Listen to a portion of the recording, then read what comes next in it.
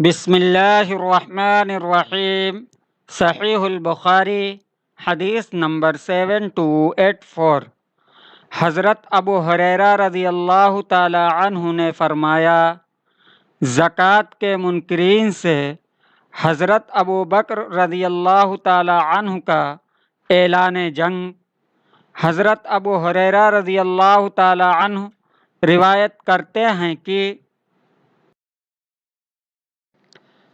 جب نبی کریم صلی اللہ علیہ وسلم کی وفات ہوئی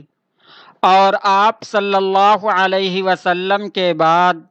حضرت ابو بکر رضی اللہ تعالی عنہ کو خلیفہ بنایا گیا اور عرب کے کئی قبائل پھر گئے، حضرت ابو بکر رضی اللہ تعالی عنہ نے ان سے لڑنا چاہا تو حضرت عمر رضی اللہ تعالی عنہ نے ابو بکر رضی اللہ تعالی عنہ سے کہا کہ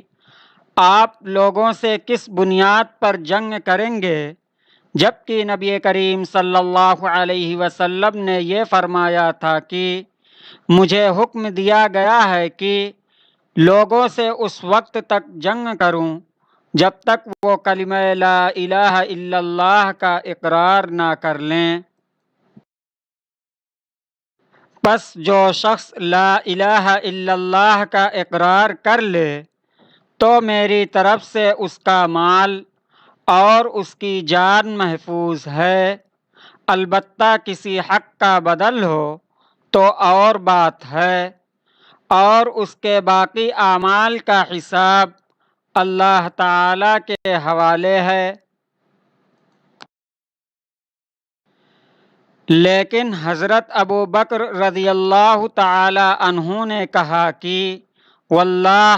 میں تو اس شخص سے جنگ کروں گا جس نے نماز اور زکوٰۃ میں فرق کیا ہے، کیونکہ زکوٰۃ مال کا حق ہے، واللہ اگر وہ مجھے ایک رسی بھی دینے سے رکیں گے